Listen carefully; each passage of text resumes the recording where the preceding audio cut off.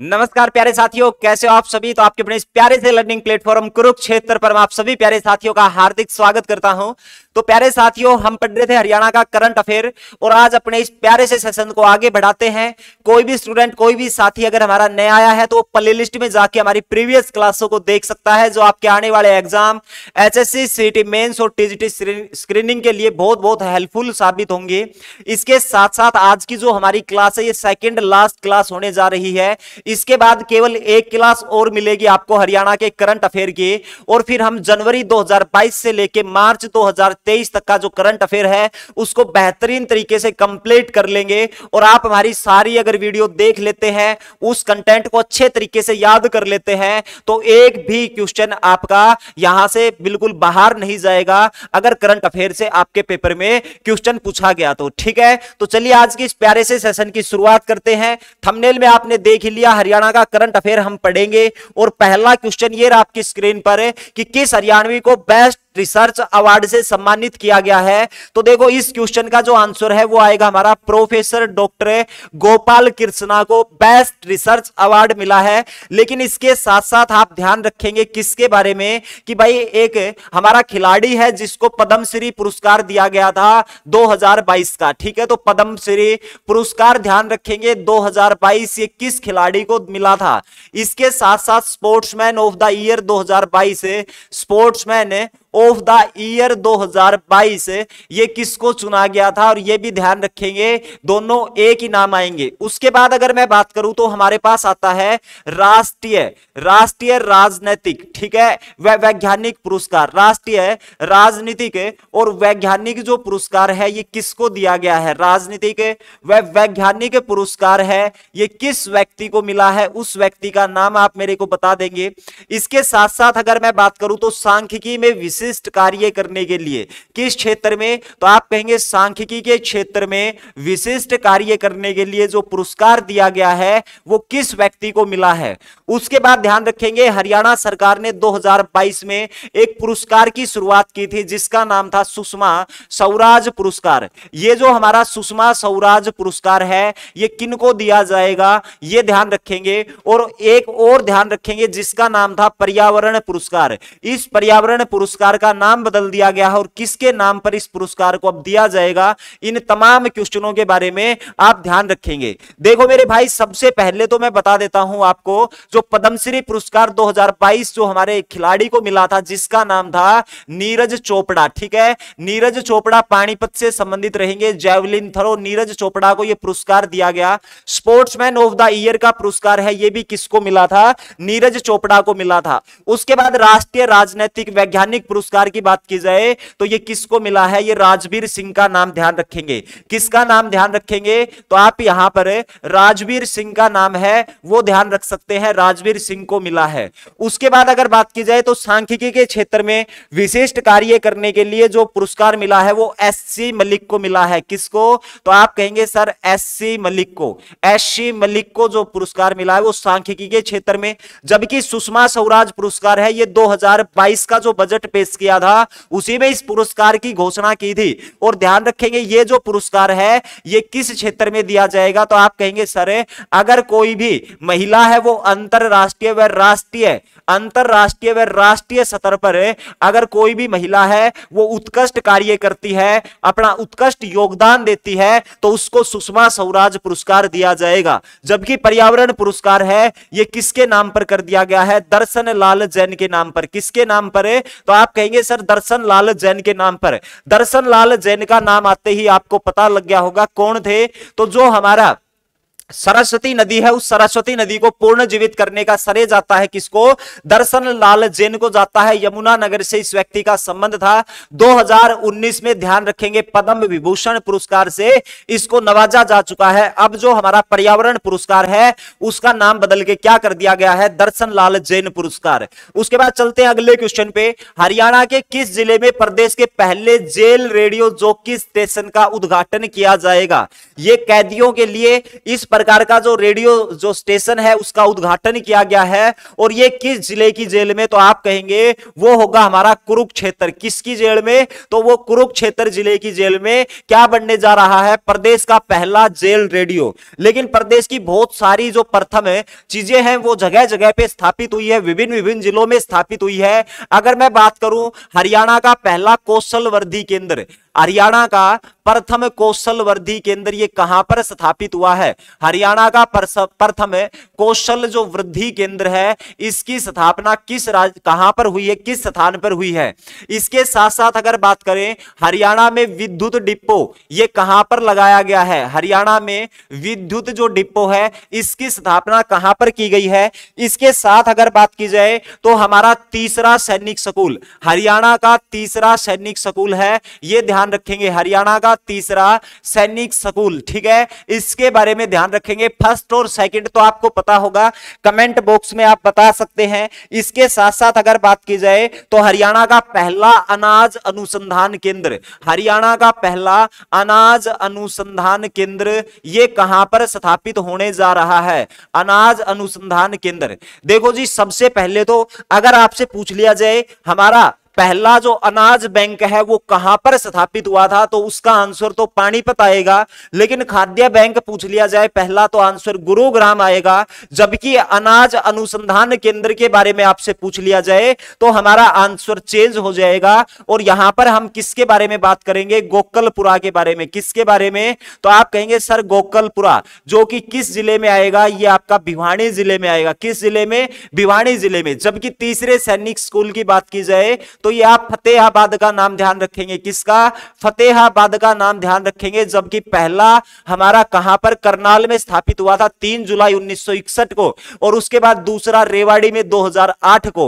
उसके बाद बात आती है हरियाणा में विद्युत डिपो कहां पर बनने जा रहा है, तो ये रेवाड़ी जिले में तकरीबन 291 करोड़ रुपए की लागत से हरियाणा का प्रथम कौशल वर्धी केंद्र है। ये कहां पर है, तो ये उचाना खुर्द का नाम ध्यान रखेंगे, किसका, उचाना खुर्द का नाम ध्यान रखेंगे। कौशल वर्धी केंद्र के लिए देश का पहला जो ड्रोन टेस्टिंग केंद्र है ये कहां पर बनने जा रहा है। अगर आपसे पूछ लिया जाए किसके बारे में, भाई ये देश का पहला होगा, देश का प्रथम होगा क्या, ड्रोन टेस्टिंग, ठीक है, ड्रोन टेस्टिंग जो केंद्र है ये आपका कहां पर स्थापित होने जा रहा है। देश का पहला ड्रोन टेस्टिंग केंद्र है, ये कहां पर स्थापित होने जा रहा है, इसके बारे में आप बता देंगे। तो ये हमारा कहां पे होगा, तो आप कहेंगे सर ये हमारा हिसार जिले में। कहां पर, हिसार जिले में हो जाएगा, ठीक है। लेकिन आपसे स्मार्ट ग्रिड नॉलेज सेंटर के बारे में पूछ ले, किसके बारे में, स्मार्ट ग्रिड। देखो अगर बात की जाए स्मार्ट ग्रिड नॉलेज सेंटर ये कहां पर स्थापित किया गया है, तो ये जो स्मार्ट ग्रिड नॉलेज सेंटर है ये हमारा मानेसर में। कहां पर है, मानेसर गुरुग्राम में। ये किससे संबंधित होगा, बिजली वितरण जो निगम है उसी से संबंधित एक सिस्टम है जिसका नाम होगा स्मार्ट ग्रिड नॉलेज सेंटर, जो कि आपका कहां पर है, मानेसर में। तो इस प्रकार से आप चीजों को ध्यान रख सकते हैं। उसके बाद आता है अगला क्वेश्चन, हरियाणा के सूचना आयोग का नया मुख्य सूचना आयुक्त कौन है। तो देखो नया मुख्य जो सूचना आयुक्त है वो हमारे कौन हो जाएंगे, विजय वर्धन का नाम ध्यान रखेंगे।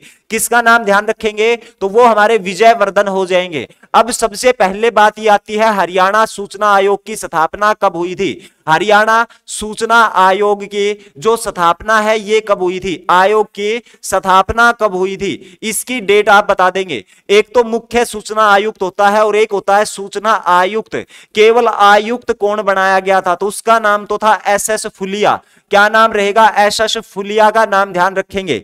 जबकि आप ध्यान रखेंगे इसकी स्थापना कब हुई थी, तो मेरे भाई ये 2005 में हुई थी। कब हुई थी, 2005 में। हरियाणा जो सूचना आयोग है इसकी क्या होती है, स्थापना होती है। हरियाणा राज्य के हैंडबॉल एसोसिएशन के अध्यक्ष कौन हो जाएंगे, हरियाणा राज्य के हैंडबॉल एसोसिएशन, हैंडबॉल का जो एसोसिएशन है इसके हेड कौन होंगे, तो ये एसोसिएशन के जो अध्यक्ष हैं इनका नाम क्या हो जाएगा, तो आप कहेंगे सर ये होंगे दिग्विजय चौटाला। कौन होंगे भाई, दिग्विजय चौटाला का नाम है, ये आप ध्यान रख सकते हैं, दिग्विजय चौटाला का नाम आप ध्यान रख सकते हैं। जबकि हरियाणा रोडवेज के महानिदेशक के बारे में आपसे पूछ लिया जाए तो वो वीरेंद्र दहिया का नाम ध्यान रखेंगे। रोडवेज के लिए किसका, वीरेंद्र दहिया का नाम है, वो आप ध्यान रखेंगे। उसके बाद भिवानी में आयोजित जो कुश्ती प्रतियोगिता है इसमें हरियाणा जो केसरी का खिताब है वो किसके द्वारा ये खिताब जीतने का काम किया है, उनका नाम आप जल्दी से बता देंगे।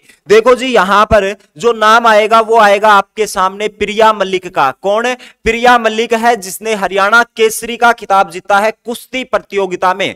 अब देखो कई बार आपने एग्जाम देखे होंगे, एनटीए ने एग्जाम लिया था सीईटी का, और उसमें भी आपने देखा खेल और खिलाड़ियों से क्वेश्चन पूछे गए थे। हम पुराने खिलाड़ियों को खूब याद रखते हैं, जैसे कि सुशील कुमार हो गया, योगेश्वर दत्त हो गया, साक्षी मलिक हो गया, बबीता फोगाट हो गया, प्रीतम रानी शिवाच हो गया, सरदारा सिंह हो गया। बहुत सारे खिलाड़ी हैं हमारे जो हमारे रटे हुए हैं, लेकिन जो एग्जाम है उसमें बहुत रेयर चांस होता है कि वो खिलाड़ी पूछे जाएं। लेकिन अभी जो खिलाड़ी पूछे जाते हैं, अभी जो ट्रेंड चल रहा है वो वर्तमान में जो खिलाड़ी चर्चा में है उसका नाम पूछ लिया जाता है कि वो किस जिले से है या किस खेल से वो संबंधित है। तो ये जो प्रिया मलिक का नाम है ये भी इंपॉर्टेंट नाम हो जाएगा। और ध्यान रखेंगे प्रिया मलिक का संबंध है ये जुलाना से रहेगा। कहां से रहेगा? जुलाना, जींद से संबंधित रहेगा। क्या खेलती है? तो कुश्ती खेलती है। इसी प्रकार से कुछ नए नाम हम देखते हैं, जैसे कि एक खिलाड़ी है जिनका नाम होगा वैभव अरोड़ा। क्या नाम होगा? वैभव अरोड़ा। आपको यह बताना है किस जिले से संबंधित होंगे और किस खेल से ये संबंधित हो जाएंगे। उसके बाद आता है एक धर्मवीर नैन का नाम। किसका नाम आएगा? तो ध्यान रखेंगे धर्मवीर नैन का नाम आएगा। ये पैरा एथलीट रहेंगे। आपको बताना है ये किस जिले से ये संबंधित हो जाएंगे। उसके बाद एक सुहाना का नाम आता है। किसका? सुहाना। सुहाना का संबंध है ये हरियाणा के किस जिले से और किस खेल से ये संबंधित रहेगी। और एक नीतू घनघस का नाम आता है। किसका? नीतू घनघस का नाम आता है। ये किस खेल से और किस जिले से संबंधित हो जाएगी। तो ये चार बेहतरीन नाम आप यहां पे बता देंगे। देखो जी सबसे पहले अगर बात की जाए वैभव अरोड़ा की, तो ये हमारा अंबाला जिले से संबंधित हो जाएगा। कौन सा जिला? अंबाला जिला। और पंजाब से जो किंग्स 11 है उसी में ये टीम में शामिल थे। 2 करोड़ रुपए में इसको खरीदा गया था। क्रिकेट के खिलाड़ी। धर्मवीर नैन की बात की जाए तो आप कहेंगे सर इसका संबंध बदाना गांव से रहेगा। कौन सा? बदाना गांव, जो कि सोनीपत जिले में आएगा। किस जिले में? सोनीपत जिले में। और ये किस खेल से आएंगे? ये पैरा एथलीट रहेंगे। क्या रहेंगे? ये एथलीट रहेंगे, पैरा एथलीट। सुहाना की बात करें तो सर ये रोहतक जिले से आती है। कौन से जिले से? रोहतक जिले से। और कौन सी खिलाड़ी? ये टेबल टेनिस की खिलाड़ी रहेगी। किस खेल से संबंधित है? Table tennis. नीतू घनघस की बात करें तो मेरे भाई ये भिवानी जिले से आती है। कौन सा जिला होगा? भिवानी जिला। और कौन सा खेल होगा? तो इनका जो खेल हो जाएगा वो होगा बॉक्सिंग। ठीक है, देखो थोड़े नए नाम है और अभी जो ट्रेंड है वो यही है कि नए नाम है ये एग्जाम में हमारे पूछे जाते हैं। तो चलिए अगले क्वेश्चन पे। और अगला क्वेश्चन हमें क्या बताता है? टीटीसी केंद्र हिसार में कौन सा जो कृषि दर्शन किसान मेला है इसका आयोजन किया गया है। तो ये जो किसान मेला है इसके बारे में आपको बताना है। तो ध्यान रखेंगे जो कृषि दर्शन किसान मेला है ये हमारा कौन सा होगा? 10वां होगा। लेकिन ध्यान रखेंगे जो हमारे पास सरस्वती महोत्सव आता है, ठीक है, और जो सरस्वती महोत्सव आता है अंतरराष्ट्रीय सरस्वती महोत्सव, ये ध्यान रखेंगे अंतरराष्ट्रीय जो सरस्वती महोत्सव है ये आपको बताना है ये 2023 में अंतरराष्ट्रीय सरस्वती महोत्सव। चलो मैं ऐसे लिख देता हूं कि भाई जो हमारा अंतरराष्ट्रीय सत्र का, ठीक है, सरस्वती महोत्सव, अंतरराष्ट्रीय सरस्वती महोत्सव 2023 ये कितने राज्यों में बनाया जाएगा। उसके बाद आप ध्यान रखेंगे एक हमारी क्या नाम है जो हरियाणा एरो स्पोर्ट्स उत्सव, ठीक है, ये कहां पर सेलिब्रेट किया गया है? हरियाणा एरो स्पोर्ट्स उत्सव ये कहां पर बनाया गया है? ठीक है, ये उत्सव कहां पर सेलिब्रेट किया गया है? देखो जी अगर सरस्वती महोत्सव की बात करें तो जो सरस्वती महोत्सव है, ठीक है, इसकी जो हरियाणा में शुरुआत है वो आदि बद्री से होती है, यमुनानगर से, जबकि इसका जो समापन है वो पेहोवा कुरुक्षेत्र से होता है। क्योंकि सरस्वती नदी है वो हरियाणा में प्रवेश आदि बद्री से करती है जबकि एग्जिट पेहोवा कुरुक्षेत्र से करती है। लेकिन जो अंतरराष्ट्रीय सत्र का सरस्वती महोत्सव है ये पहली बार भारत के 4 राज्यों में बनाया जाएगा। और वो 4 राज्य कौन कौन से होंगे? तो ध्यान रखेंगे एक तो हमारा हरियाणा होगा, दूसरा हिमाचल प्रदेश है, तीसरा हमारा राजस्थान और चौथा हमारा होगा गुजरात है। उसके बाद एरो स्पोर्ट्स उत्सव की बात करें तो ये हमारी दमदमा झील पर बनाया गया है। कहां पर है? तो दमदमा झील। दमदमा झील के बारे में तो आप सभी जानते होंगे कि दमदमा झील जो हरियाणा की सबसे बड़ी प्राकृतिक झील रहेगी, गुरुग्राम में स्थित रहेगी, लगभग 3000 एकड़ पर फैली हुई ये झील रहेगी। ठीक है, तो इस प्रकार से आप इसको याद रख सकते हैं। अगला क्वेश्चन, हरियाणा में प्रेमी जोड़े के लिए कौन सा हेल्पलाइन नंबर जारी किया है? एक हेल्पलाइन नंबर जारी किया है प्रेमी जोड़े के लिए, और ध्यान रखेंगे वो हेल्पलाइन नंबर है वो कौन सा रहेगा?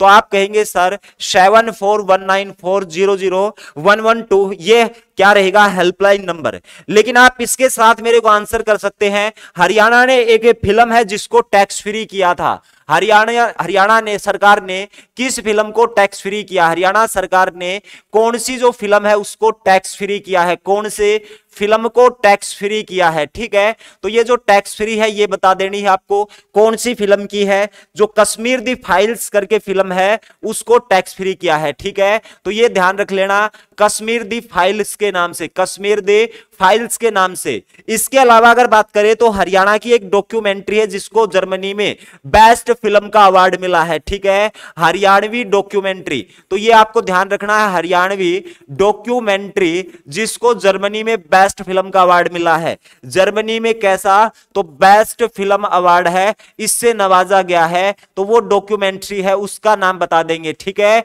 बिफोर उस डॉक्यूमेंट्री का जो नाम है वो बिफोर आई डाई हो जाएगा। ठीक है, क्या हो जाएगी डॉक्यूमेंट्री का नाम है? तो आप कहेंगे बिफोर आई डाई। ठीक है, तो ये बिफोर आई डाई का नाम है, ये आप ध्यान रख लेंगे। ठीक है, तो यही हरियाणवी डॉक्यूमेंट्री है जिसको जर्मनी में बेस्ट फिल्म का अवार्ड है ये मिला है। ठीक है, तो उसके बाद चलते हैं अगले क्वेश्चन पे, और अगला क्वेश्चन कहता है ग्रे वाटर मैनेजमेंट में पहले चरण में कितने गांव व झोड़ों का जो कायाकल्प है, ठीक है, इसकी योजना बनाई जा रही है, इसके बारे में आप बता देंगे। ठीक है, देखो जी, सबसे पहले अगर बात की जाए तो शायद मैंने एक अमृत सरोवर पोर्टल आपसे बताया था, अमृत सरोवर पोर्टल बताया था अगर आपको याद हो तो। अमृत सरोवर पोर्टल है ये, इसके तहत क्या किया जाएगा? तो जी तालाब बनाए जाएंगे हरियाणा में 1650। और अब की बार बात कर रहा है ग्रे वाटर मैनेजमेंट, पहले चरण में कितने गांव शामिल किए गए? हरियाणा के 3400 गांवों को शामिल किया गया है।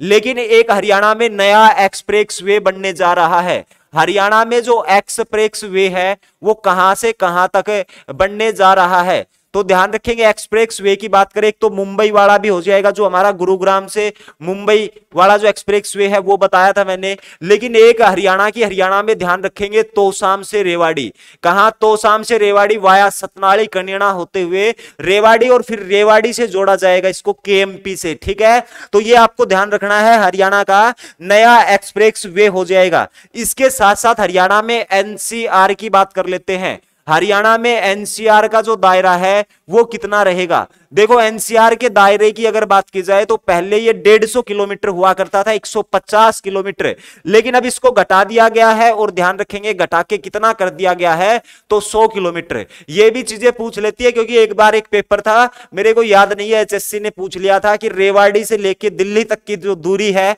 वो कितनी है, तो उसका शायद 87 किलोमीटर आंसर था। तो ये आप ध्यान रखेंगे, एनसीआर, हरियाणा में एनसीआर का दायरा है वो कितने किलोमीटर तक है? 100 किलोमीटर तक रहेगा। ठीक है, तो एनसीआर का दायरा 100 किलोमीटर। उसके बाद आता है हरियाणा में किस जिले में व्यापक स्तर पर प्राकृतिक खेती की शुरुआत की गई है?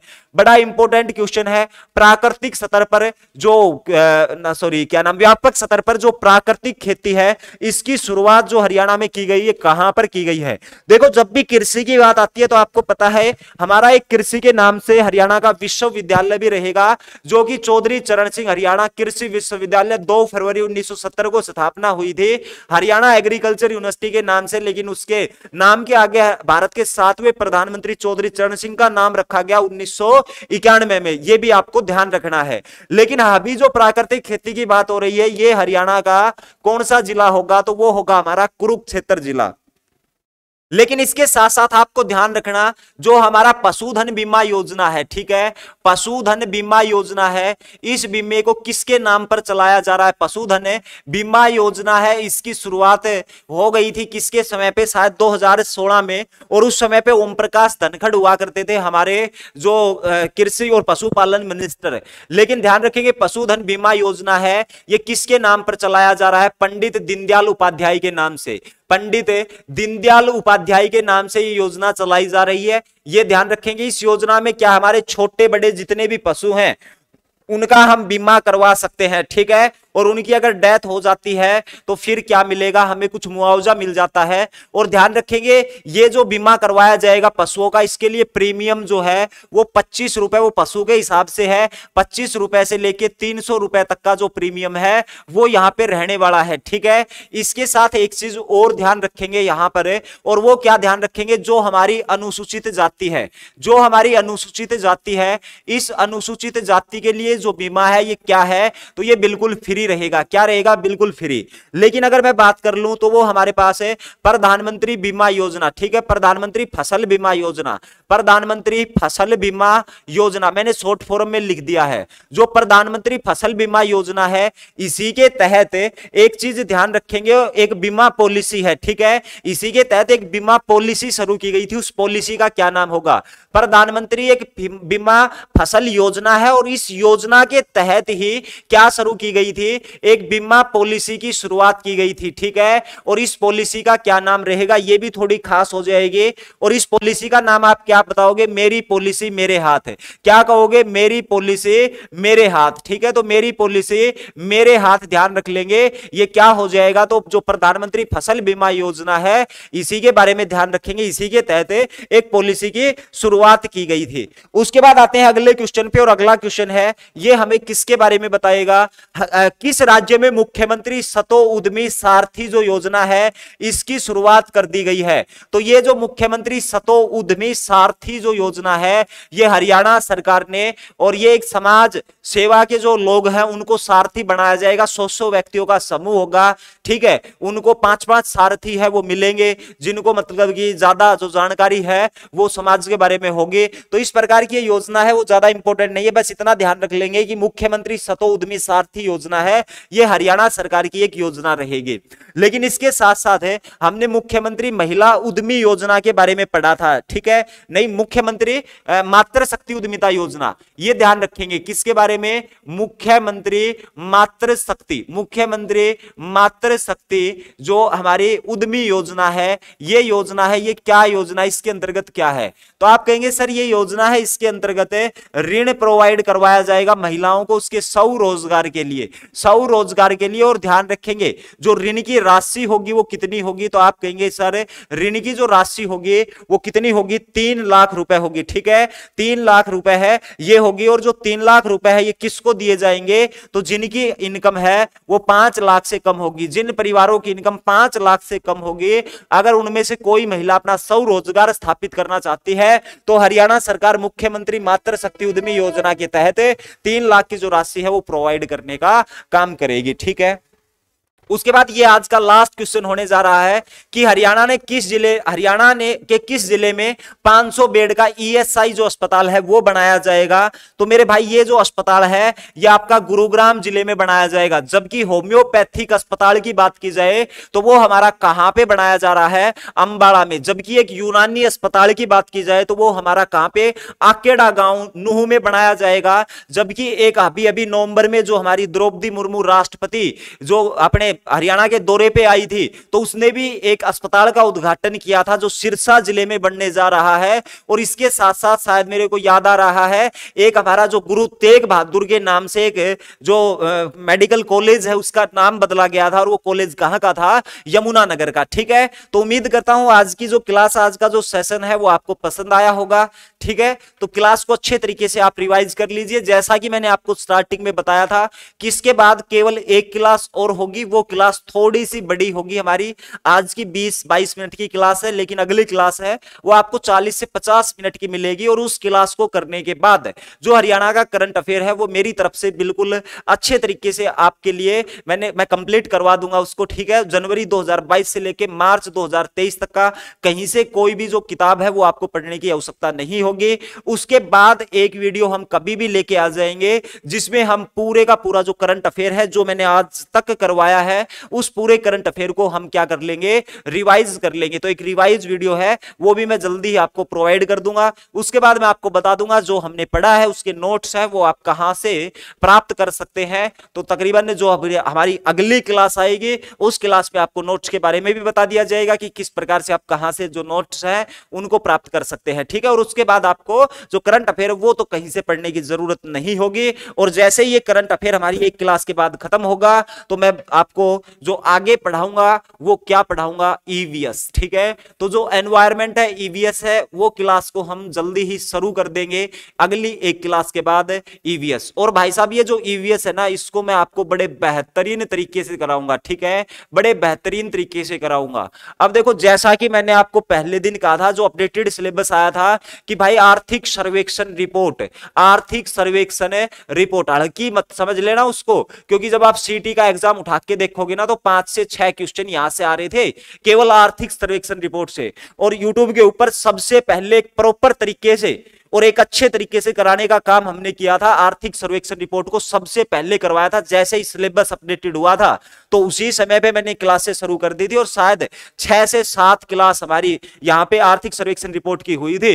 लेकिन इतना बेहतरीन कंटेंट मैंने निकाल के दिया था, ठीक है। वैसे कोई भी वहां से कुछ भी पढ़ा दे, चाहे सारी को पढ़ा दे, बजट को गोल मोड़ करके जो है वो पढ़ाने का काम कर रहे हैं। लेकिन जब मैंने आर्थिक सर्वेक्षण रिपोर्ट जो थंबनेल दिया तो उसके अंदर भी वही चीजें थी, ना कि मैंने कोई नई चीज वहां पे ऐड की कि भाई 4 क्वेश्चन हम आर्थिक सर्वेक्षण के लेके आ गए, 4 हरियाणा जीके के, 4 करंट अफेयर के, ठीक है। ये काम किस लिए होता है कि भाई जो ऑडियंस है ना वो डटी रहे, क्योंकि आर्थिक सर्वेक्षण रिपोर्ट है उनको आप इतने अच्छे तरीके से नहीं करा पाते, ठीक है। लेकिन हमने क्या किया था, चाहे 1 घंटा लगाओ, पूरी 1-1 घंटे की क्लास ली और 1 घंटे में हमने केवल आर्थिक सर्वेक्षण रिपोर्ट के बारे में बात की थी। और वो जो कंटेंट आपसे दिया विद मैंने पीडीएफ भी प्रोवाइड करने का काम किया। और जब आपका एग्जाम हो और आर्थिक सर्वेक्षण रिपोर्ट से कोई क्वेश्चन आए तो आप पीडीएफ को उठा के देख लेना। अगर क्वेश्चन बाहर चला जाए तो आप बता देना, ये चैनल भी यहीं पे रहेगा, वो वीडियो भी यहीं पे रहेगी, आप कमेंट कर देना किसी क्वेश्चन बाहर चला गया, ठीक है। और दूसरा ये नहीं है कि मैंने आपको इतना कंटेंट देने का काम किया है,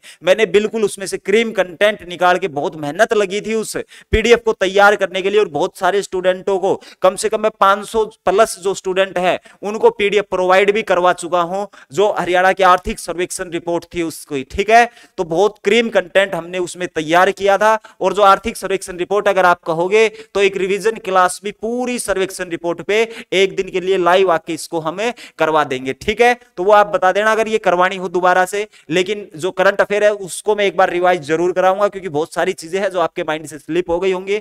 और ईवीएस है ना, जैसा मैंने आर्थिक सर्वेक्षण रिपोर्ट कराई, जैसा मैं आज तक पढ़ाता आया हूं ठीक उसी प्रकार से ईवीएस को भी कंप्लीट करा दूंगा। ऐसे नहीं कि ईवीएस की पीडीएफ लेके आ गए। देखते होंगे आप क्या करते हैं, पीडीएफ खोल देते हैं और उसी में पढ़ाने लग जाते हैं। क्यों भाई, फिर बच्चा पीडीएफ ही ले लेगा और पीडीएफ ही पढ़ लेगा, ठीक है। फिर आप पढ़ा क्या रहे हो। लेकिन उसी चीज के ऊपर मैं काम कर रहा हूं और आपको जो कराऊंगा ना मैं ईवीएस, भाई साहब मैं बता रहा हूं आपको टॉपिक वाइज पहले आपका कॉन्सेप्ट क्लियर करूंगा। आप पढ़िए चाहे मत पढ़िए, आपका मन लगे या ना लगे, सबसे पहले कॉन्सेप्ट आपका क्लियर किया जाएगा और केवल वही चीज कराई जाएगी जो आपके सिलेबस में दे रखी है। ये नहीं एक्स्ट्रा कुछ भी लेके आके और यहाँ पे आपको करवाने का काम कर दिया, आसान चीजें करवा दी। टफ हो सकती है चीजें, आपको एक बार में नहीं 2 बार में समझ में आ जाएंगी, लेकिन एक क्रीम कंटेंट ईवीएस में हम देने का काम करेंगे। और ये ज्यादा नहीं, केवल मैं आपसे 10 से और 15 क्लासों के बीच में रहेंगी, क्योंकि क्लासों की जो टाइमिंग है ना वो कहीं ज्यादा हो जाए कहीं कम हो जाएगी। अरे 1-1 घंटे की मैं क्लास लूंगा तो 15 क्लासें होंगी, घंटे से अगर कम की मैं क्लास लूंगा तो 15 से ज्यादा जा सकती है, और घंटे से ज्यादा क्लास लेंगे तो 10 क्लासों में इसको हमें पूरा कर लेंगे, किसको, ईवीएस को और एनवायरमेंट को। और आपने हमारे चैनल से अगर ईवीएस को पढ़ लिया ना तो कहीं पे पढ़ने की जरूरत नहीं है, ठीक है। तो फिर अगले हम 10 से 15 दिन क्या लेके चलेंगे, ईवीएस। तब ये पूरा हो जाएगा तो आगे का प्लान फिर देखेंगे। तो अभी हम इसी को लेके चलेंगे और जैसे ये कर लेंगे तो आप अपने इस चैनल से 20% हरियाणा जीके प्लस 10% जो ईवीएस वाला पार्ट है वो बड़े अच्छे तरीके से कंप्लीट कर लेंगे। फिर 2 चीजें बचेंगी, एक हमारी इकोनॉमिक्स और उसके बाद डिजास्टर मैनेजमेंट, तो उसको भी हम कंप्लीट करवाएंगे, ठीक है। तो आपका एग्जाम अभी अभी होना नहीं है, एग्जाम आगे होगा, और एग्जाम होगा तब तक सारी चीजें प्रॉपर तरीके से हम कंप्लीट कर लेंगे। अब देखो एक चीज का ध्यान रखना कि यहां पे जो पढ़ोगे वो बिल्कुल और बिल्कुल एग्जाम ओरिएंटेड कंटेंट मिलेगा, ठीक है। वहां पे आपको विश्वास रखना पड़ेगा, इतना मैं कंटेंट दूंगा, इतने पे आपको विश्वास रखना पड़ेगा। और वैसे आपको अगर इतना कंटेंट दे दिया जाए वो आपको याद ही ना रहे, पेपर में मान लिया आ जाए लेकिन याद ना रहे, फिर क्या करोगे। और इतना कंटेंट दिया जाए वहीं से पेपर में आ जाए 90% और 90% आपको याद रहे, तो उसकी तो भाई साहब होड़ नहीं होगी, ठीक है। तो चलिए प्यारे साथियों, अब मैं आपसे विदा लेता हूं, मिलते हैं अगली क्लास में एक नए और बेहतरीन कंटेंट, बेहतरीन एनर्जी के साथ। अपना ध्यान रखिए, धन्यवाद, जय हिंद, जय भारत।